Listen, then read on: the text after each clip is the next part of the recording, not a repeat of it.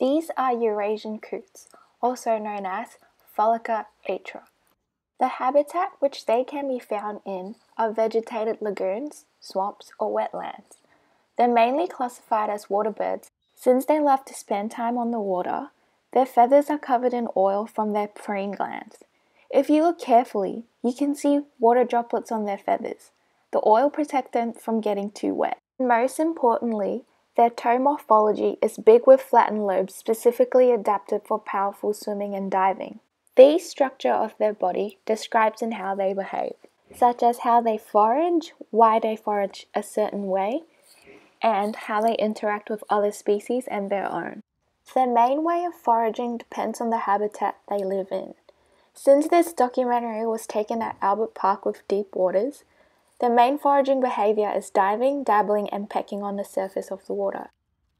Over here, there are some examples of Eurasian coots diving to get aquatic plants from underwater. The coot's capability to dive deeply for a long duration of time is due to their ability to squeeze air out of its feathers whilst going underwater, decreasing its buoyancy. Their behavior of diving time indicates the amount of vegetation below water.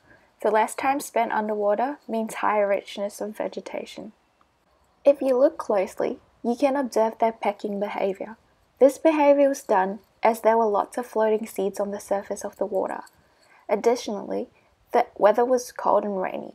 Thus, as observed, foraging was one of the main behaviors because they need more energy to sustain thermal regulatory causes. Coots dive and bring their food to the surface of the water before consuming it. This encourages aggression and food stealing interspecific behavior. As you can see, a few Eurasian coots threaten other individuals and does some food stealing. If more aggression and food stealing behaviors are observed, it correlates with a decrease in food availability. As observed, the Eurasian coots were foraging with the presence of black swans. The Eurasian coots did not show any aggression towards the black swans and vice versa.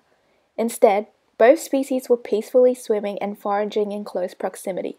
They did not necessarily interact with one another. However, either species did not fight or flight. This is because coots could benefit from foraging with other species such as black swans, as black swans have better vision and vigilance in detecting predators.